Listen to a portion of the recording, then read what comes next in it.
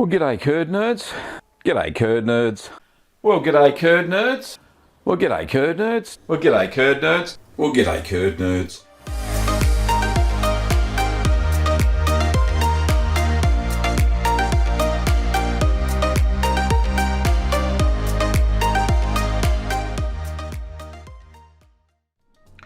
Hey, g'day, g'day. Hang on, I'll just turn off the auto chat. There we go, all fixed.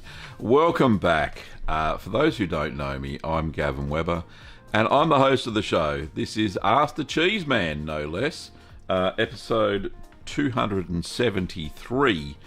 So that is amazing. That's a big number.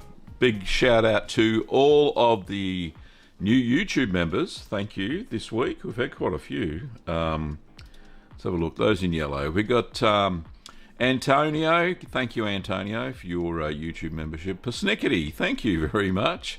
I didn't realise you weren't a member, but now you are. That's great. Fantastic. Thank you so much. And Estelita. Thank you, Estelita, for your YouTube membership. I really appreciate it. Let's not forget all of the amazing patrons as well who support the show on a monthly basis. So thank you so much to all the patrons listed there on the screen. Okay. Also, big thank you to Pamela Leslie for signing up for the Curd Nerd Academy Beginners course. Thank you, Pamela. And speaking of the Curd Nerd Academy, we have a new course that's been launched. It's live. We'll talk more about that during the show. And what else? Oh, of course, Happy Mother's Day. Happy Mother's Day to all the mums out there who are watching the show and who love cheese. And even if you don't love cheese, a bit of fluff. Even if you don't love cheese, Happy Mother's Day to you all. It's fantastic. Let's have a look. What else we got to talk about? Oh, okay. Yeah, so the Jack in the Box video will be released later today. The Red Leicester is nearly finished in post-production. And the Stilton is still maturing. I've just got to shoot one little segment of that, and we should be able to get that up next week or the week after. So that's fantastic. Let's say good day to a few people. We've got lots of people in the chat today, which is fantastic. First Curd Nerd off the rank is Persnickety. Thank you so much. Jeanette. Hello, Jeanette. Mrs. T. Roosh. I think that's how you say it. Thank you so much. Can't watch today. Well, let's have a look. Where is it? Can I get all the way back there? There we go. Mrs. T says, I can't watch today, but I want you to know how much I love your channel and how much I've learned from you. Thank you. Thank you so much, Mrs. T. Really appreciate it. Also say g'day to Jim. G'day, Jim. Lovely to see you. Yes, the doggos helping Kim stay warm. It's a little bit chilly here at the moment. What is it, 6 degrees Celsius? I've got the heater on. That's why I can wear a T-shirt in the studio. So, yeah, without the heater, it was freezing cold when I first got here. G'day to Jeffrey. G'day, Jeffrey. G'day to Costanzo. Thank you, Costanzo, for turning up this week. It's lovely. Cool Cat. Who else we got? All Out of Spoons. Heidi Snow. Hello, Heidi. Who's next? Shauna. Hello, Shauna, and thanks for the photos, of course. Another person that doesn't... Oh, no, it's sticking... First timer. Antio. Hello, Antio. Lovely to see you. I know I don't comment on the vids, but I never miss one and make many of the cheeses and love it. But hey, just my way, and thanks for all you do. Cheers. Thank you, Antio. That is absolutely fantastic. I love it. Titus. G'day, Titus. Lovely to see you. And... who else we got there? Patricia, all the way in sunny Halifax. It's going to be sunny here today, Patricia, but cold. Sunny and cold. Who else? Goodness me. Michael and Jenny, lovely to see you. And thank you for the photos as well. Nolan, Fun Pants 94, welcome. Herb, good to see you, Herb, all the way from Texas. And that's it, I think. Is that it? No? Yes. I think that's everybody. I've covered everybody. All right, lovely. Thank you so much. Okay, so some big announcements. Here we go. Big announcements. Blue cheese course. Let's just have a look at it. And hopefully you're excited about it as I am. Most of you probably have mastered blue cheese, but for those who haven't, let's have a quick look at the courses page. Here we are.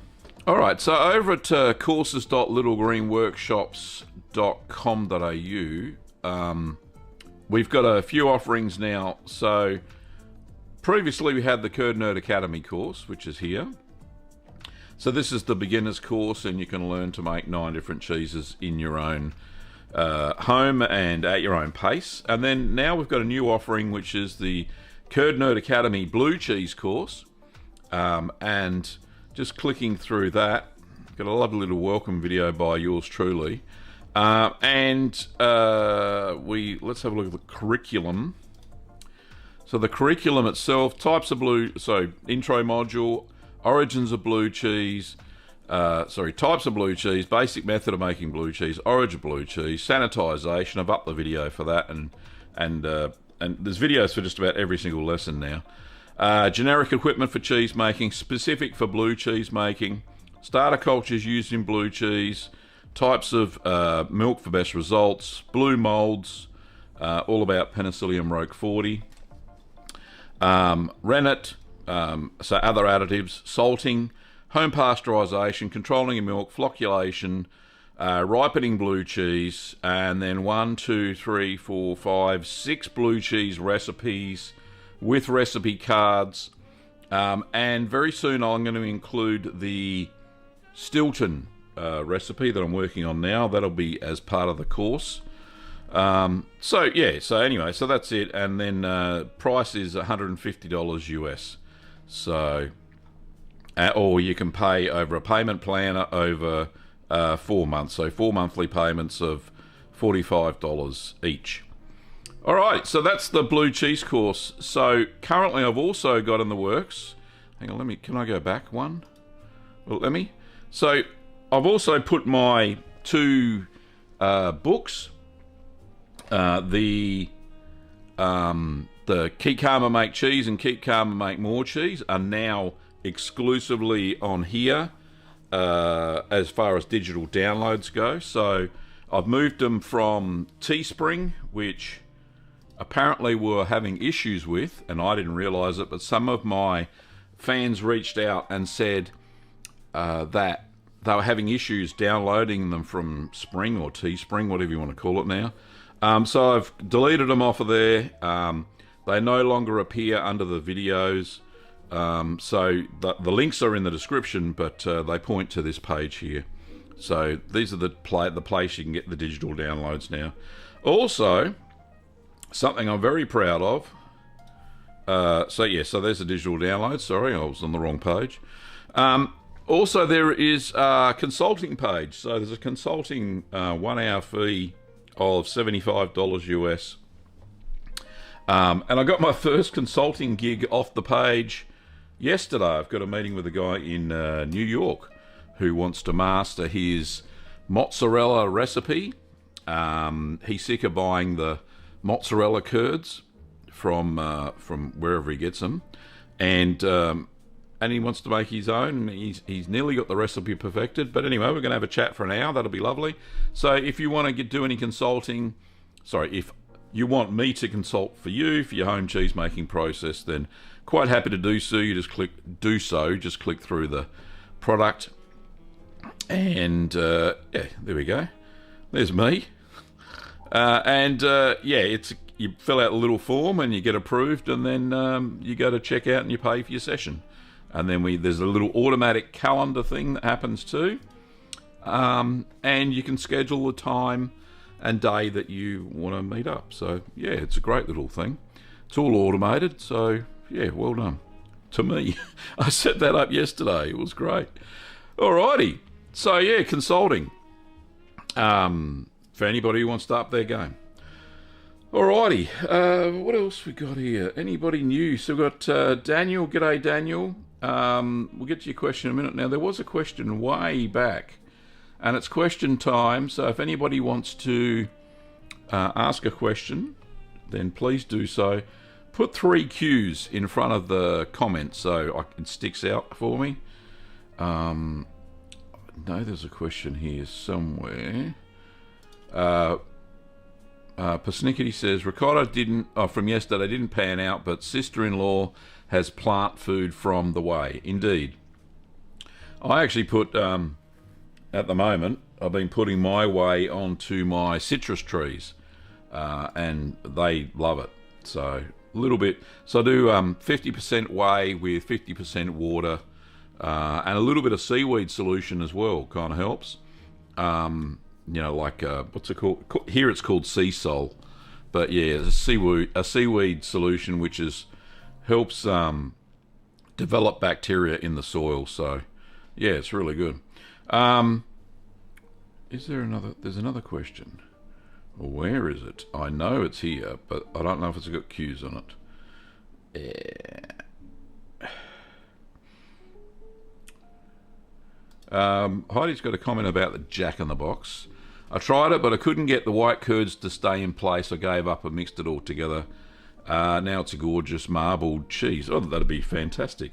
I had to, when you make the well, and I think somebody's added in how they did it as well.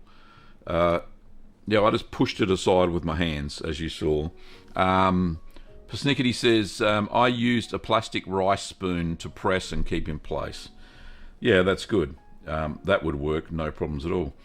Patricia's got a comment about her Maltese cheese. It says, my husband's Maltese heritage cousin was visiting from Toronto this past week. Fed him my homemade Jabenyet. I wish I could say that properly. I do most of the time.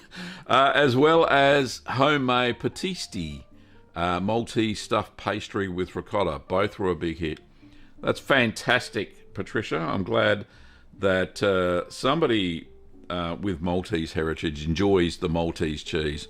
In fact, every time somebody buys the Wheeler baskets from our store, I send them a link to the recipe to make the little cheeses, and they come back and say that's amazing. So that's good fun. Okay. Next question is from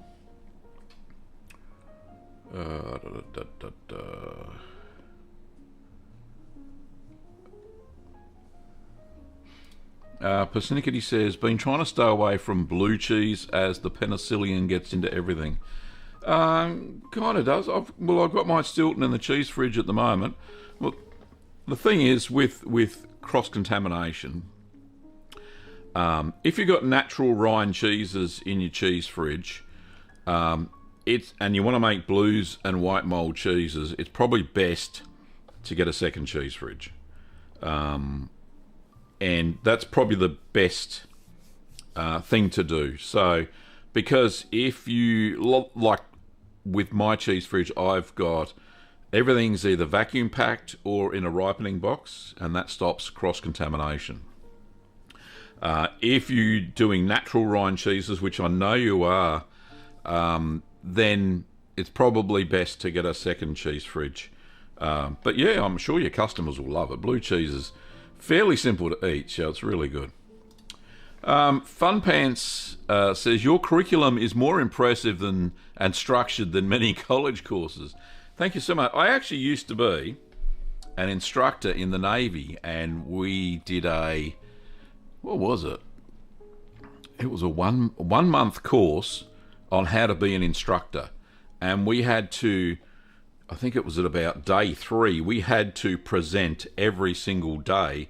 So you kind of learn to get over your fear of being in front of people and talking. So that was one thing I learned. And then the second thing they taught us was how to structure a course. Because we had to then go back to our own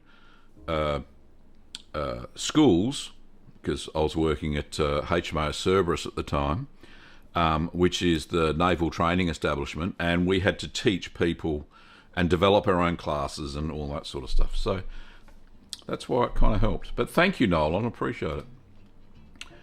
All out of spoon, a payment plan. You are a gem, sir. Yeah, some people, look, even we're struggling at the moment as far as, we're tightening our belts here at home, Kim and I.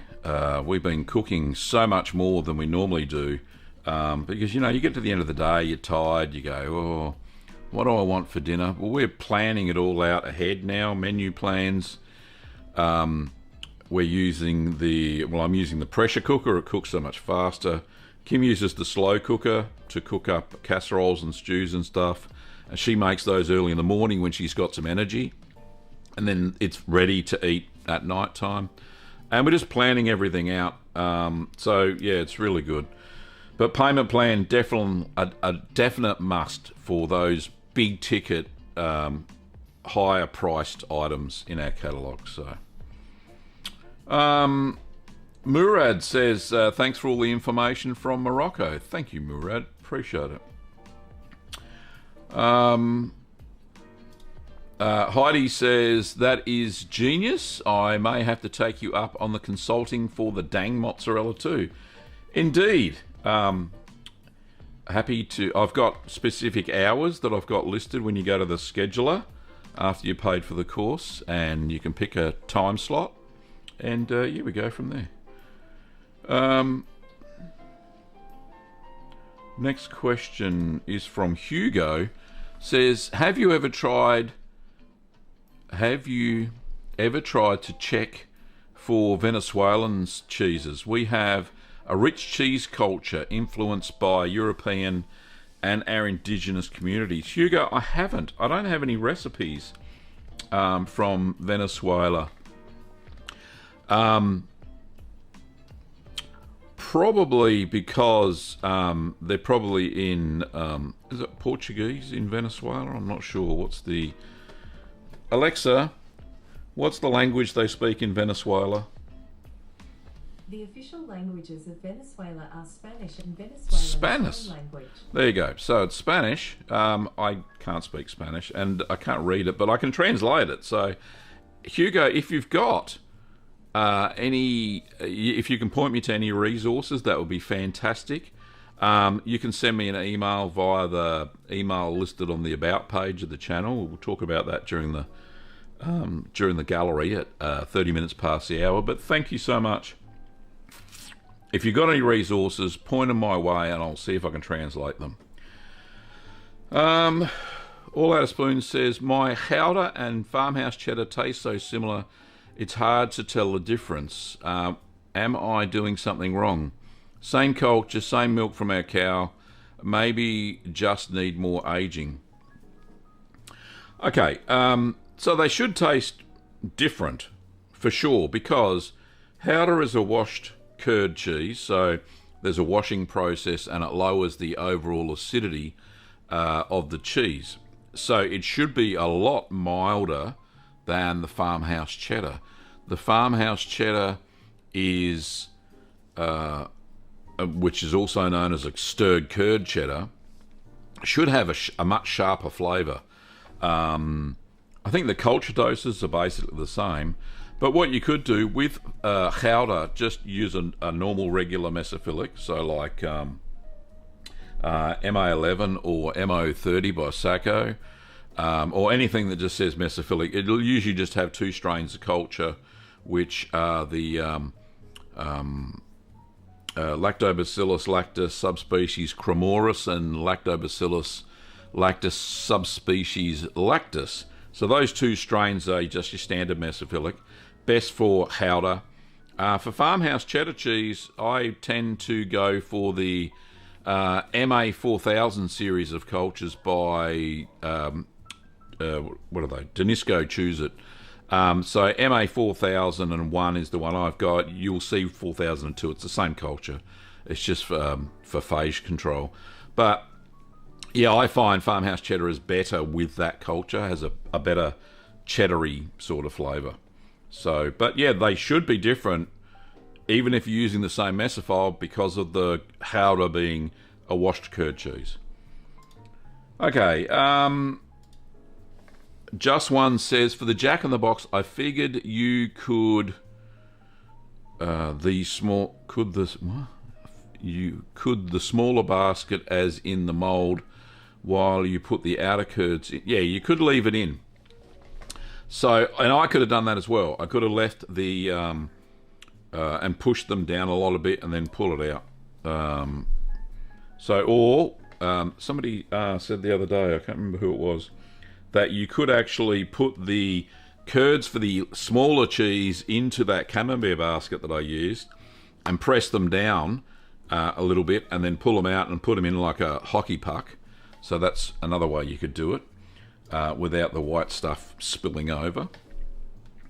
Shauna says, with the Jack in the Box, can I change the ratio of the white milk to the yellow milk, 7 white to 3 yellow, or should I stay with the 6 to 4?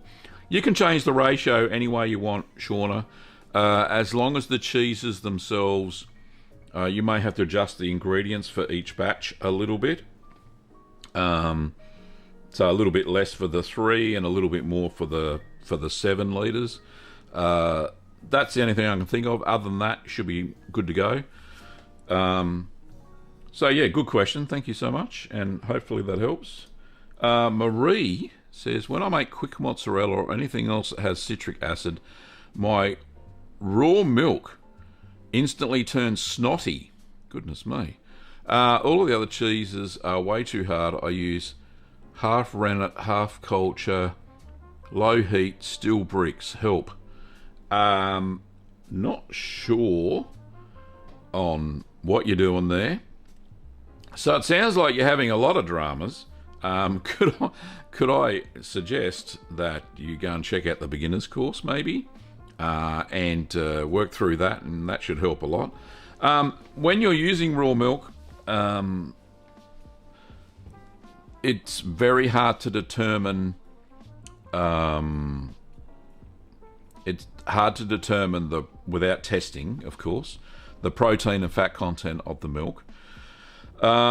What you could do, if all your other cheeses are too hard, what you can do is don't forget to use the flocculation process to determine when to cut the curds. That will help a lot for the different cheeses, because when using raw milk from your own animals, it's not hit and miss. They have different lactation cycles, whereas standardized store-bought milk is all the same. Same protein content, same fat content for every single bottle, because they blend from different dairies and all that sort of stuff. And test and check what the contents are. So make sure, Marie, that when you're making the harder cheeses, use the flocculation process, and you'll find you'll have much better success. Just check how much of stuff you're adding as well. So using half the rennet of a normal recipe and half the culture and lower heat. But yeah, flocculation method, definitely a must when using raw milk. So I think that'll help you a lot. As for the citric acid, stuff turning to snot, difficult to say without looking at your process, unfortunately. Oh, somebody's doing little hearts in the corner of the chat. I think that's a new feature from mobile. It doesn't come up on the page, just in the chat, but it's lovely. Thank you, little hearts. Nolan says, I haven't made any white or blue mould cheeses. I've been procrastinating. Should I start with your triple cream or farmhouse cheddar blue? I have the ingredients for both. Nolan, I would recommend that you probably start with the farmhouse cheddar blue, because remembering the recipe for that is a basic farmhouse cheddar, which does have a lot of mechanical holes, which is great for a blue cheese. And if you're used to making those semi-hard sort of cheeses, then it's probably best bet to start with something you know. Then you'll get used to mold growth and all that sort of stuff. So try that first. Make sure you use a ripening box and don't infect the whole cage and all that sort of stuff. So yeah, try that first, and then once you've had a go at blue cheese and you got used to mold growing everywhere and all that sort of stuff, then try the triple cream. The triple cream process was quite easy. So it's not a hard cheese to make, or difficult cheese to make. So yeah, I go with the Farmhouse Cheddar Blue. Depends on your taste, of course, but it's the easier process, if that makes sense. Okay. Hugo says, thanks for the reply and for all the information you have in your amazing channel. Blessings. Thank you, Hugo.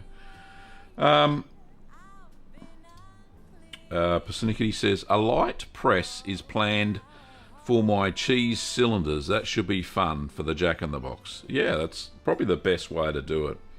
Having rethought the process, you can do it both ways, right? You can press the white bit and the yellow bit separately, but then combine them and then repress again, or do it the way I did. It's up to you. Heidi says 36 watching, 19 thumbs up. Let me just have a look at the console. I haven't checked it. Come on, Gav, update. It's 22 likes now. Some people liking it, some people not. That's fine. So much.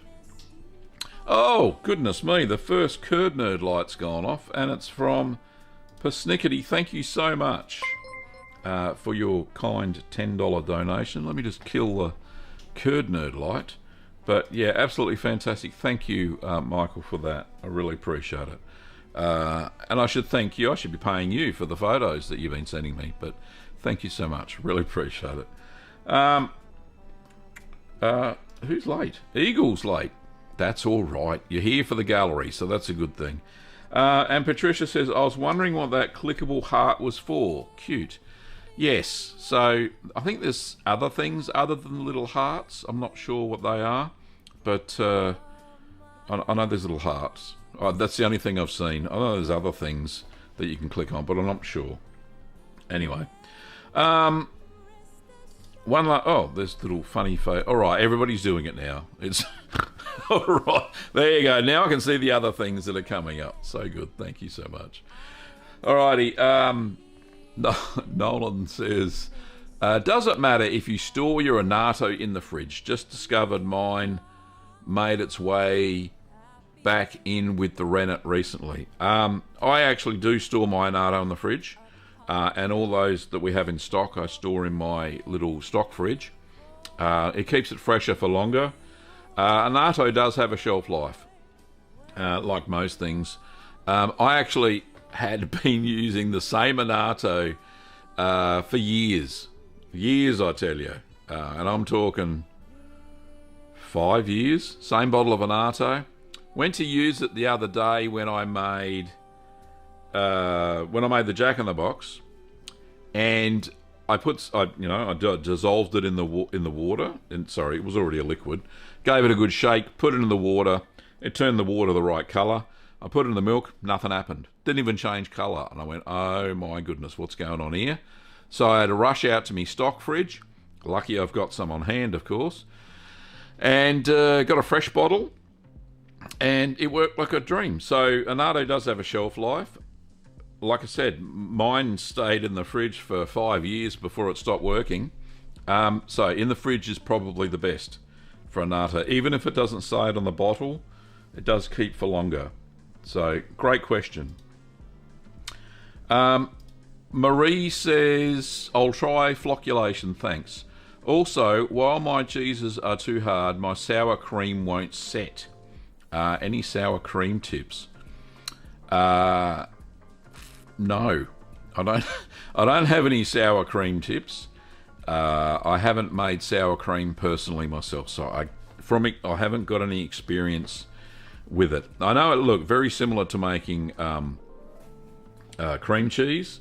The cultures are slightly different. I think they're more like a little bit more like yogurt cultures. But no, I don't have any experience. Sorry, Marie. It's time for the gallery. Let's have a look at what we have. So, any questions, you can keep them coming during the gallery, but that's fine. But let's get stuck into this bad boy. Let me have a look. Get myself all set up. Here we are. So, the first pictures in the gallery are from Michael and Jenny. And it says... let me have a look. Where is it? I got the right thing. Here we are. Hi, Gavin. It was time to open up our howdah, which was waxed on the 3rd of March, around 9 weeks maturing. Smooth, creamy texture with a nutty, mild taste. Lovely cheese. We were a little surprised with the holes, or the eyes. It looks like it's slightly late blown, but that's okay, Michael. It looks like a lovely cheese. If the flavour was on par, then no issues whatsoever. Remembering, and I've said this many times, that late blowing is just cosmetic. It's caused by the build-up of butyric acid, which is caused usually by animals fed on silage. And that's why you'll see a lot of Dutch cheeses, or cheeses from the Netherlands, actually have lysolac added into them. The process itself, washing the curds, also tends to produce this late blowing effect as well. So I've seen it on Edam as well when I've made Edam. But if you can get your hands on lysolac or protective culture, we've got some in stock now, the LPRA. Then that'll fix some of that. You'll get a little bit, but not as bad. But it's a good looking cheese, honestly. That's lovely. And you can tell it's late blown. See these, instead of having round eyes, you'll see some irregular sort of eyes. That's a CO2 production. And you'll see these little fissures along here. Hopefully you can see that on my scrolling. See my little hand here. See these fissures along here. Indication of late blowing, but like I said, it's just cosmetic. And it looks fantastic. At 9 weeks, it's fine. Michael and Jenny also have another cheese here that says we also opened our Monterey Jack with green peppercorns. Ooh, I love a good green peppercorn. It was vacuum sealed on the 16th of February. Weighed in at 1.426 kilos. Used 10 litres of unhomogenized full cream milk and 1 whole jar of green peppercorns. It was mild and a little crumbly with is there more photos? Yep. There it is. Little crumbly with a pleasant burst of crunch with the green peppercorns, and it matured for 12 weeks. A lovely cheese. The other 3/4 vacuum sealed, put it back in the cheese cave for a little bit more maturation. It's a good looking cheese, Michael and Jenny. Reminds me of a cheese called, Osu Arati, which is like a farmhouse cheddar style. But yeah, lovely. My Monterey Jack recipe does tend to be a little bit crumbly. I don't know if you use that one, but it looks like amazing cheese. I love green peppercorns. They don't really have too much of a hard centre, but they've got a lovely peppery flavour throughout the cheese. And Michael goes on to say, thanks again for your help and support, Michael and Jenny. Thank you so much for sending those photos in. They're amazing. All right, the next one is from Persnickety.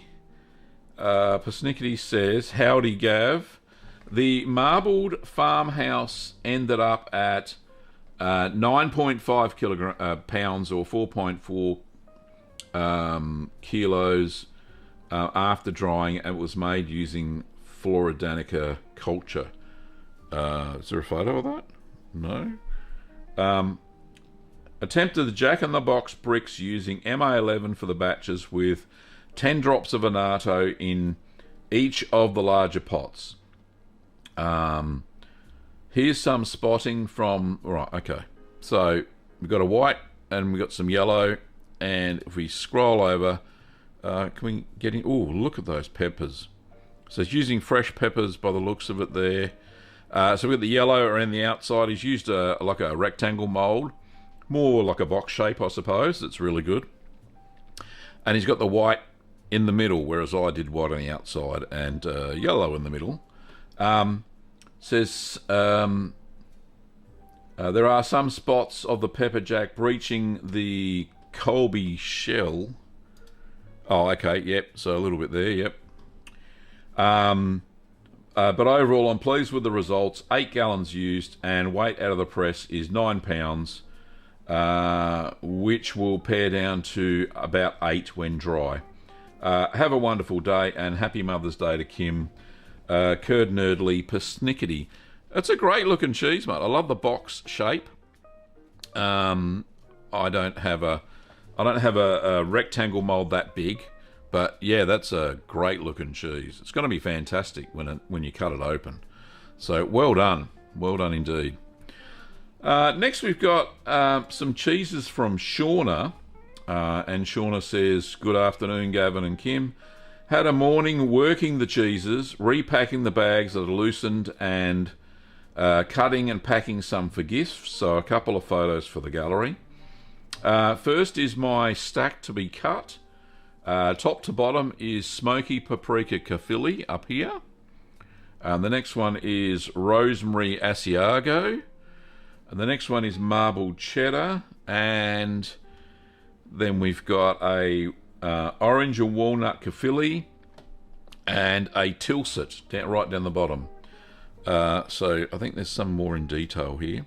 So there's the walnut and orange, the orange and walnut kafili. I said, this has never failed, touch wood, and is about the 4th time I've made it. The orange flavour is so subtle and works wonderfully well with the kafili. And Shauna has actually sent me the recipe for this, so I will be making this cheese as the year progresses on. The next photo is marbled cheddar. It says aged 12 months. Goodness me, that's excellent. Beautiful flavour with a crumbly texture. Very happy and worth waiting for. Didn't get a real good mix of colours in the curds, but that's okay. It looks like a good mix to me. Yeah, it looks really good. Nice and crumbly. I love a good crumbly old cheddar. Next one is raclette. A nice rind too, by the way. My old favourite raclette, naturally matured for 3 months. This one seems a little drier than the others I've made, but still a delicious cheese. Yeah, it looks great. It does look a little bit dry. It should be a little bit, what's the word I'm looking for? Oozy in the middle, as traditional raclettes are. But yeah, it does look a little bit drier. Now that you mention it, Shauna, so. But I bet it still tasted amazing, so. Good looking cheese. And what's it? Oh, that's it. But she goes on to say, Bernard's photos last week reminded me that I had a Gruyere ready to make the Alpine Blossom cheese. So it was all done yesterday. What a mess. Yeah, it is a mess. Flowers, herbs, and honey everywhere. But smells amazing. Where'd that go? Sorry. Smells amazing. We'll send photos once it comes out of the bag. And last but not least, says, thank you again for sharing your knowledge every week. My dad, Neville, gets up early with me on Sunday morning to watch the live shows and loves watching the tutorials too. Take care, Shauna. Shout out to Neville if you're watching. Thank you so much for keeping Shauna company on these chilly Sunday mornings down there in Tassie. But I didn't know I had a new curd nerd. Well done. Good on you, Neville. You need to start making cheese with Shauna. Or giving her advice, over the back. Like backseat driver. Cool. Thank you so much to everybody who sent in photos for the gallery. It was a real hoot this week. Lots of great photos. If you want to send in photos to the gallery, you can do so. Let me show you how. You go to the channel page, Gavin Weber, that's me, cheeseman.tv, and go to the About tab, and down here, it says details. For business inquiries, view email address. You click there. You've got to be logged on. You've got to prove you're not a robot, apparently. And then you can send me your photos via email for advice or just for showing your amazing creations. So that's absolutely fantastic. Also, if you've got any other inquiries, send them there as well. I don't necessarily get around to individually targeted email questions. However, if you want to book some time with me to have a chat about how to improve your cheese making process, then feel free to do so over on the consulting page. Book some time with me and we can have a chat. However, anybody who sends through long-winded emails expecting a reply, I'm just too busy. I just can't get around to it anymore. That's why I have this show on a Sunday morning so people can ask questions. So, it's unfortunate that we got so popular that I can't get around to answering some of those questions via email. That's what I'm trying to say. All right. So the time is we've still got 20 minutes. That's fantastic. So it looks like we've got lots of good questions in the chat. So here we go. So Ken says, I'm afraid of making cheese. How do I know that what I'm growing is safe and won't turn lethal? It seems scary. Fair enough point, Ken. I think that if you make sure that your environment and all of your equipment are sanitized at the start of the cheese making process, then you shouldn't have too many problems. Molds do grow on cheese, that's correct. And I do have videos about mold growth and all that sort of stuff. But I think if you make the cheese using my recipes, I don't think you can go wrong unless you totally have not sanitized anything. Then molds are going to grow on anything anyway. So yeah, sanitization is the key to safe cheese making. Definitely. Never skip that step. So yeah, so how do you know what's safe? And well, make sure that the stuff that you use is clean. That's how you know it's safe. John says, I don't know if I've asked this before, but is there a chance that hits all levels? Is there a chance? A cheese, maybe, that hits all levels, a bit mild, sharp, mild, creamy, and other notes, mushroomy, etc. Let me think. There was a cheese I tasted, John, on the Cheese A Day challenge. It was called Truffalino, and it came out of the UK. And that kind of blew me away. It had a bit of sharpness. And then as you ate the cheese, it became creamier. It also had very heavy mushroom notes and truffles. So it actually had mushrooms, olives, truffles, a whole combination of flavours there. It was a beautiful little cheese. So Truffalino, go and check that out. Just search for it on the channel. And for those who don't know how to search on the channel, it's a wealth of information, mind you. Let me just go back and show you on the gallery. So if you're wondering, has Gav made a cheese? Like, if you look here, there's 719 videos. Okay, I know you probably haven't watched them all. And if you have, fantastic. Thank you so much. But if you don't know if I've made something, there's a little search box on the channel page. So it's just after about. So we go to search and we put in Truffalino. God, I hope I spelled that right. No Truffalino. Let's put truff. No truffs. Maybe one F. Oh, come on. All right. Come on. Work. All right, so the search isn't working. Cheese a day challenge. Right, maybe we get some action now. So there was a cheese called Truffalino. Where the heck is it? There's so many cheese a day challenges. All right, day something. Goat. Goodness me. I know it's here somewhere because I ate it. Searching by default. Oh, goodness. Now we've got cheese a day challenge. Right. It's not happening. Anyway, there is a cheese called Truffalino. Trust me. It was a great cheese. Maybe I'm not saying it right. Let me go to playlists. Goodness me. You can see I'm not playing. Oh, don't play everything in the cheese a day challenge. My goodness me.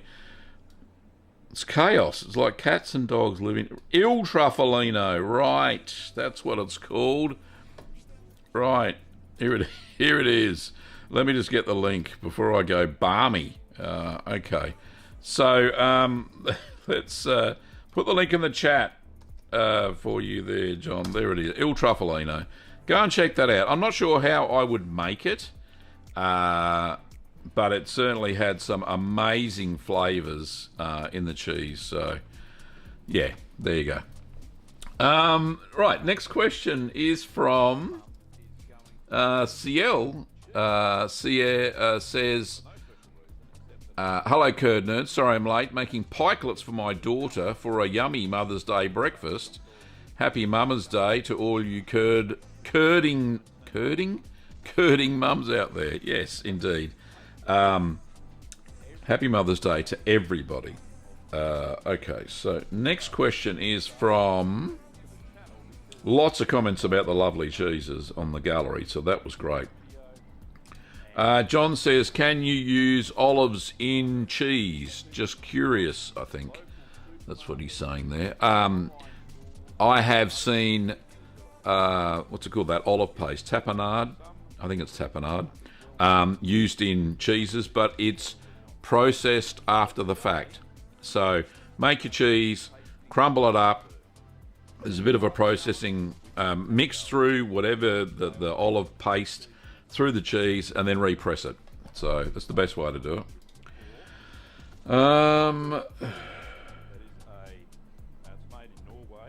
Oh, something going on here. I've got some audio happening that shouldn't be. Right, there we go. Get rid of that. Stop it. Okay. And as Seal rightly says, yum, amazing. The gallery is always so inspiring indeed. Those cheeses are fantastic. And Herb agrees. Man, the gallery never ceases to amaze. It's just some great stuff. Adam says, can you recommend cultures for butter? Yeah, I have made cultured butter. It turned out very good, actually. And there is a cultured butter video on the channel. You can go and search for it. Do I recommend it? Hang on, I've got a frog in my throat. Do I recommend it? Yes, I do. Sorry. So cultured butter is more prevalent in European countries than here in Australia. But it adds a flavour to the butter. It really does. I think it does make it taste better. So, yes. Just a standard mesophile is perfect for cultured butter. You don't need to use anything fancy. So MA11 or MO30 are absolutely perfect. Or just your generic, even the Mad Millie cheese mesophilic is the same blend. That would work fine as well. Ciel has a question, says, in my early curd days, I made a brie style and found that I needed one more mould.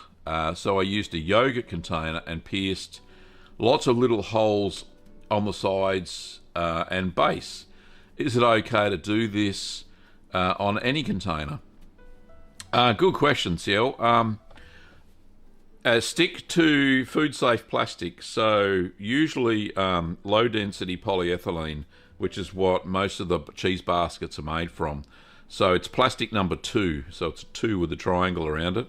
So low density polyethylene is the best. If you're going to pierce holes into it, make sure that the inside of the mold doesn't have any plastic burrs, because when you try and take the cheese out, it's going to get stuck. So that could be an issue. Just make sure either you sand down or use a scourer or a sanding block or what have you to get rid of the plastic burrs inside. Obviously, wash them in hot soapy water and then sanitize them. But yeah, as long as you use low density polyethylene, you shouldn't have any trouble. So you can do that, but it's not any plastic. Just all cheese molds that I know of are made of low density polyethylene. Okay, I may be wrong there, but that's in my experience and all the stuff that we've sold and I've used, they're all plastic number 2. So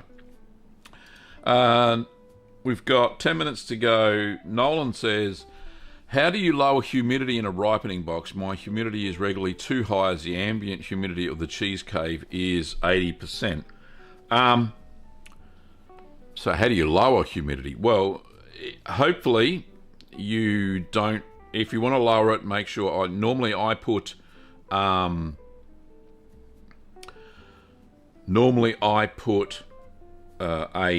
damp cloth underneath the mat.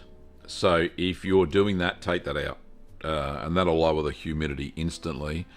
If you've got a ripening box like mine, it's got a little pop top lid, little popper, so it opens it up so steam can escape, because they're normally steaming boxes. That would help remove some of the humidity. But the best way to do it is when you go through and do your weekly check of the cheese, if it's in the ripening box, then make sure that any moisture that's built up on the plastic, it's all wiped off with a clean paper towel. And that'll get rid of the any moisture that's in the box, and it'll lower the humidity as it goes through. But make sure you clean the boxes out weekly. Every time I turn the cheese, I always clean the box out, give another spray with vinegar, and then wipe it down with paper towel, and then it's good to go. Pop your cheese back in, and that'll not only prevent mold from growing, more mold or any mold, it also keeps the humidity down. You can control it by how moist the cloth is underneath the mat. So hopefully, Nolan, that helps, mate. Ciel says, I love the consulting page idea, Gavin. Your time and advice is worth booking and paying for. Thank you so much, Ciel. I appreciate it. And it was really, I've had a few consulting gigs before. People have asked to pay to help them improve their cheese making game, and I thought, well, I've had enough experience now. You know, how many? 273 Ask the Cheeseman episodes, plus I don't know how many cheeses that I've made. A lot.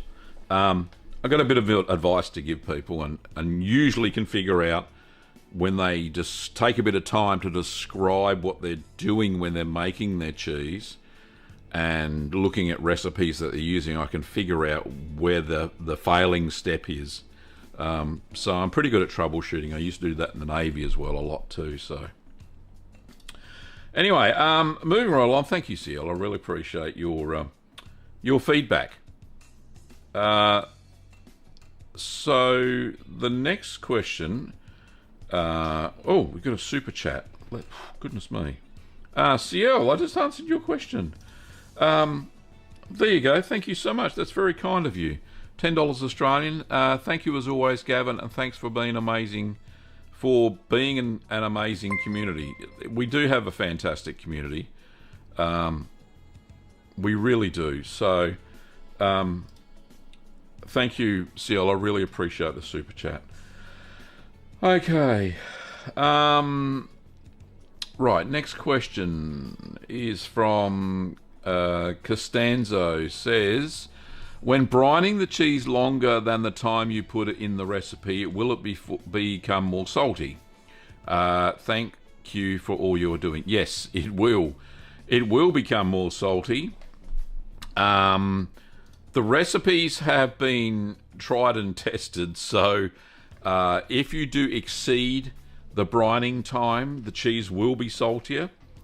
I remember when I made the very first batch of the stabilised paste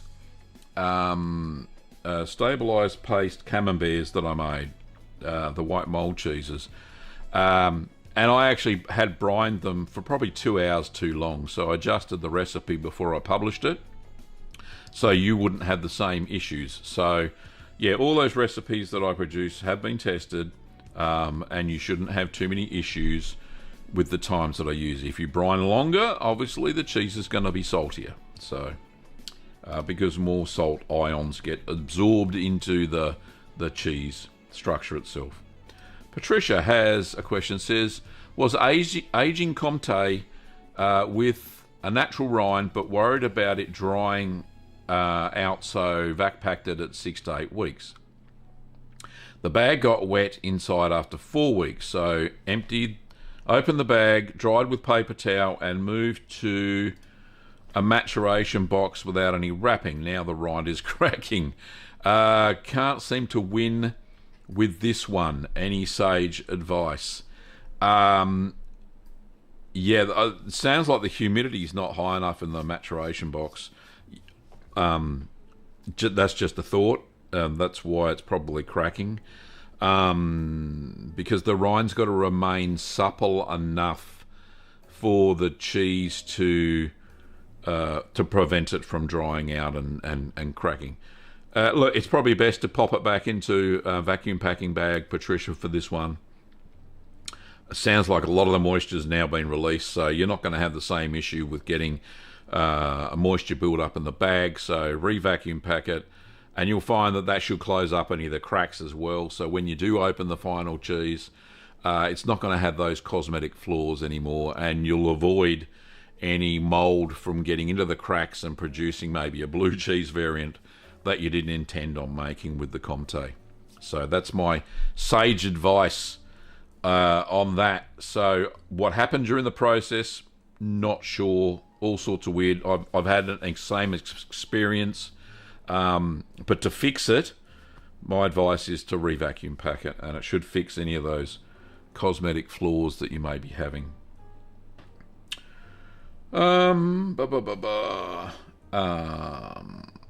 Next question is from John. Sorry, John has another question. It says, how do they get cheese flavours in crackers and other product? They just use cheese powder. So they, what do they call it? Use a dehydrator and dry the cheese out, grind it up, make a cheese powder. They add a whole bunch of other stuff like, like that crappy Parmesan you buy in a jar, the powdered stuff. Cellulose. Yeah, they add cellulose it's an anti-caking agent. And yeah, they mix that with cheese and it turns into a powder, and they put the flavour in crackers and all that sort of stuff. So there you go. Glad you asked. Yeah, you got tree pulp in your cheese. CL says, I used the Mad Millie for cultured butter and it was delicious. Also mixed things into it, made little gifts. So lovely and delicious to serve with bread and baked potatoes. Yes, cultured butter, once you've finished the final product and you've got it all clean and you've washed it and got rid of all the buttermilk and all that sort of stuff, then it's perfectly fine to add herbs and spices and you name it. A bit of garlic makes an amazing garlic bread, but on baked potatoes as well. Absolutely fantastic. You're so right, Seal. Very good. What's this? C Scars and says, hi, what cheese would you send to the ESC? ESC? Australia has 130 point at this moment. I'm not sure what you're talking about. So sorry if no, it's bamboozled me. Anyway, Jay says Your speculation on Max CLR-AB epoxy resin and a layer of soap as a method for preserving cheese for an indefinite amount of time. My question is, why would you? Why would you put epoxy resin on cheese? Really? Cheese is for eating, not keeping forever. So, strange, but true. Reagan says, granddaughter is lactose intolerant. Does her cheese need to be? Or does the cheese making process prevent the need for it? So, as far as fresh cheeses, yes, they do contain lactose, Reagan. So, the best cheeses for your granddaughter to eat are the harder cheeses, the ones that have been longer aged. They have very little lactose in them whatsoever. So, things like a cheddar that's been aged for at least a year, any hard Italian cheeses, things like Romano, a Parmigiano Reggiano, I'll get it right in a minute, Grana Padano, the cheese that cannot be mentioned. Any of those harder cheeses, very, very little, very, very little lactose within them. So, or you can go for a lactose-free milk. I have made cheeses. Go and search the channel. There is my daughter's also lactose intolerant, and I made her a cheese, a kefili, that aged for 3 weeks using lactose-free milk that we can buy here in Australia called Zymel. And it turned out okay. It was a nice cheese. We both ate it together, so that was really good. So, yeah, I hope that helps. Cool Cat says, ESC, Eurovision Song Contest, maybe. Are we winning? Goodness me. I was going to watch it tonight. No spoilers. Don't tell me who wins. Kim and I are watching it tonight. The delayed version. I know it's live now on SBS here in Australia, but, yeah. What cheese would I send to the Eurovision Song Contest? All the cheeses. Goodness me. C. Scarlson says, how do you get the right pH amount to produce mozzarella? Two methods, obviously. So the quick mozzarella, you add citric acid, so that brings down the pH to the right level, and test it before you start your process, so you can do the stretchy thing. Also, if you're using a starter culture, use a thermophilic culture for mozzarella. If you're doing the long method, and test the pH of the curd as you go along before you stretch it. And that's how you get to the right pH. Okay. Question from San Fierro says, hey Gav, while I was making cheddar, my curd started floating instead of sinking to the bottom. What seems to be the problem? Two things I can think of. If you're using raw milk, then it may be infected, and it floats because it's infected with a bacteria called coliform, which produces hydrogen. If you cut the curd and have a look at it, when it's floating, does it look like a sponge? If it looks like a sponge, it's infected, you should throw it away. If you're using raw milk and you're finding that happens every time you make cheese, then the best thing to do is do home pasteurization, do low temperature long hold pasteurization, which I have a video about, or it's in the course, and yeah, you won't have that problem again. Also it says, is it normal for fresh cheddar to smell buttery? Yeah, before it ages, most curds smell buttery, so that's no hassle. Herb says, yet another awesome live stream. Goodness, I've gone over time. Thank you, Herb, for reminding me. Another awesome live stream, informative, and the gallery rocked. Thank you so much. Yes, it is time to finish up. Okay. Sacrificing, CL says, sacrificing your live Eurovision experience to do this with us. Yes, CL. We do love a good Eurovision. It's so funny. We love it. Anyway, we're going now. No, I'm not waving. Don't forget, if you want to go and check out either of my courses, another one's on the way. I'm doing the white mold course at the moment. Go and check out courses.littlegreenworkshops.com.au. You can also buy my books there, 2 ebooks, and the consulting page is available for consulting. If you want to buy cheese making supplies, pop over to littlegreenworkshops.com.au, and we send globally to most countries. So go and check that out. And of course, if you want this fantastic t-shirt, the Curd Nerd Academy, or even the mug, looks the same. Look at that. You can go over to merch.cheeseman.tv and go and check those out. And they ship from the US and Europe, if I remember rightly. So you get pretty quick shipping there. Anyway, let's go. We're going. All right, I'm going to go film some cheese videos and some stuff for the white mold cheese course. So that's what I'm doing today. All right, thanks for watching, Curd Nerds, and I'll see you next time next week.